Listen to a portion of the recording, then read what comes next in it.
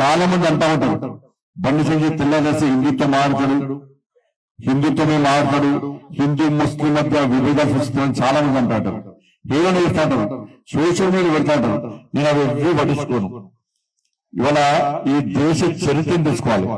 మన స్వార్థ రాజకీయాల కోసం ఈ దేశ ఐక్యతను, సనాతన ధర్మాన్ని, మన సంస్కృతి సంప్రదాయాలను వాటిని విమర్శించే ప్రయత్నం చేస్తే పాకిస్తాన్, బంగ్లాదేశ్ లాంటి దేశాలకు ఈ దేశంలో విచ్ఛిన్నం చేసేటువంటి అవకాశం ఇచ్చిన వాళ్ళ విషయాన్ని గుర్తుంచుకోవాలి. ఈ సనాతన ధర్మము, మన సంస్కృతి సంప్రదాయాలే మనకు పెద్ద ఆస్తి. వాటి స్ఫూర్తిగా కూడా మనం ముందుకు పోతున్నాం. ఇవాళ అవి లేకుంటే మన దేశం ఎక్కడిది, మనం ఎక్కడిది? ఈ దేశం యొక్క మధ్య మనకు బలం అలా చెప్తున్నా. ఈ దేశంలో హిందూ సనాతన ధర్మంలో మనకు బలం, ఈ దేశంలోని సంస్కృతి సంప్రదాయాలే మనకు బలం. వాటి వలనే ఈ దేశంలో ప్రజలకు ఐక్యత వస్తున్నది. ఈ దేశం సంఘటితం ముందు పోతున్నది.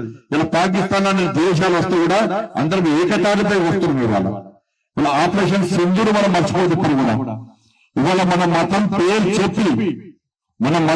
చెప్పి అవయవారం చూసి ఇలా పాకిస్తాన్ అంటే ఉగ్రవాదులు వచ్చి అంతమంది హిందువులు హతమార్స్తే ఏ దేని కోసం హతమార్చారు? అటువంటి హిందూ ధర్మం ఉండద్దు అనుకుంటే అది మూర్ఖత్వం అవుతుంది. మరి దయచేసి స్వార్థ రాజకీయాల కోసం మనం ధర్మాన్ని హేళన చేసే ప్రయత్నం చేయదు, మన సనాతన ధర్మాన్ని, సంస్కృతి సంప్రదాయాన్ని హేళన చేసే ప్రయత్నం చేయదు.